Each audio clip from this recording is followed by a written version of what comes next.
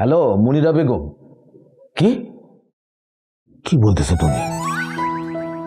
এখনই অপারেশন করতে হবে? এরকম সিরিয়াস অবস্থা?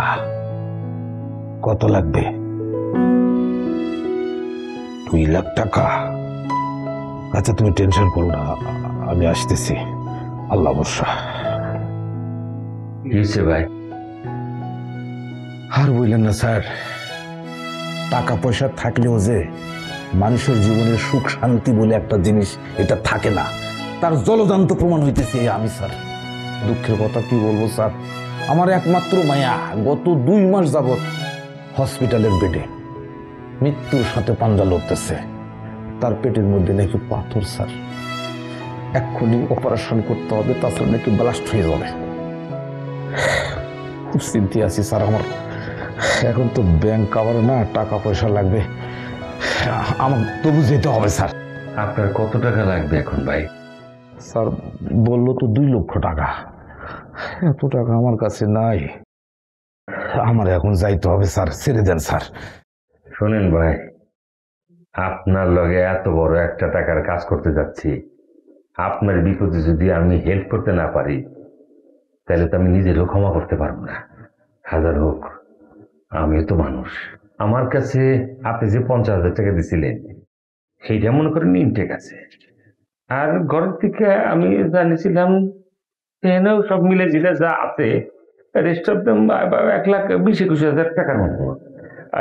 আমার ব্যাংকে টাকা আছে, কিন্তু সেটা তো এখন রাত করে উঠতে পারবো না, ঝামেলা তো এখানে একটা আছি।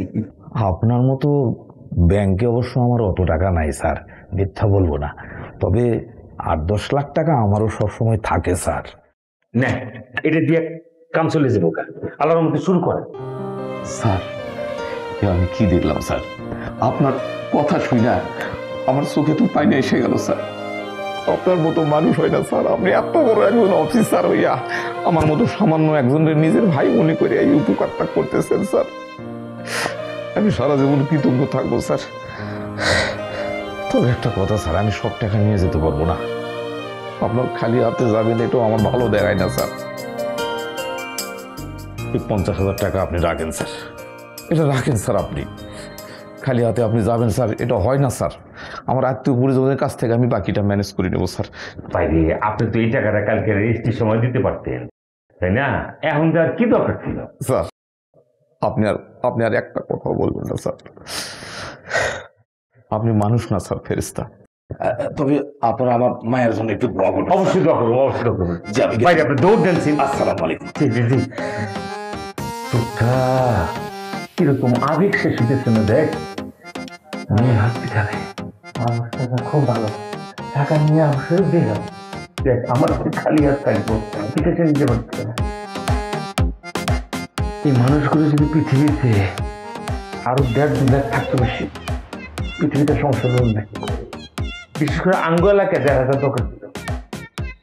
আসি এমডি হইয়া রাস্তা দিয়ে এরকম করে হাইটে যেতেছি গাড়ি ছাড়া, খুব খারাপ লাগবে। স্যার মাঝে মাঝে হাঁটা ভালো, শরীর স্বাস্থ্যের জন্য খুবই উপকার। স্যার ফোন দিচ্ছে। এই আশিক, তুমি কোথায়? আমি আর স্যার ওই একটা মিটিং শেষ করে বাড়ির দিকে আসতেছি। তুমি ভুলেও বাড়ির দিকে আইসো না, বাড়িতে পুলিশ আসছিল।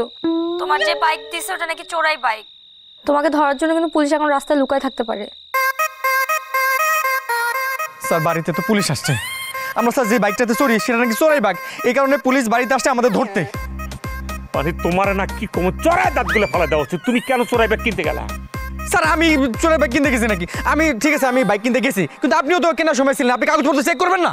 এখন এইভাবে কথা বলতেছে কেন বেয়াদব? সরি, আমি এখন বুঝতে পারতেছি কি কারণে পুলিশ আমাদের ধাওয়া করতেছে, কি কারণে পুলিশ আমাদের খুঁজতেছে। কেমনটা লাগে এখন, উপায় কি হবে বুঝতে পারতেছি না। স্যার আমার ভিতরে যে কি চলতেছে আমি আপনার বুঝাইতে পারবো না, আমার তো মনে হচ্ছে আমি এখানে অজ্ঞান হয়ে পড়ে যাই। হ্যাঁ চুপ করো, এত ডরাইলে হবে নাকি? ডরাইলি ডর। শোনো, আমাদের মনোবল শক্ত রাখতে হবে। পুলিশ খুঁজতেছে ভালো কথা, কিন্তু আমাদের কোনো একটা জায়গায় পলাইতে হবে। কোথায় পালানো যায়? এক কাজ করি, শত্রু হইলেও সেমনিতে মানুষ খারাপ না, রফিক দুলাবের বাড়ি, ঠিক আছে না? হ্যাঁ স্যার চলেন চলেন চলেন। আচ্ছা আচ্ছা, কোনায় চারো, কোনায় চারো।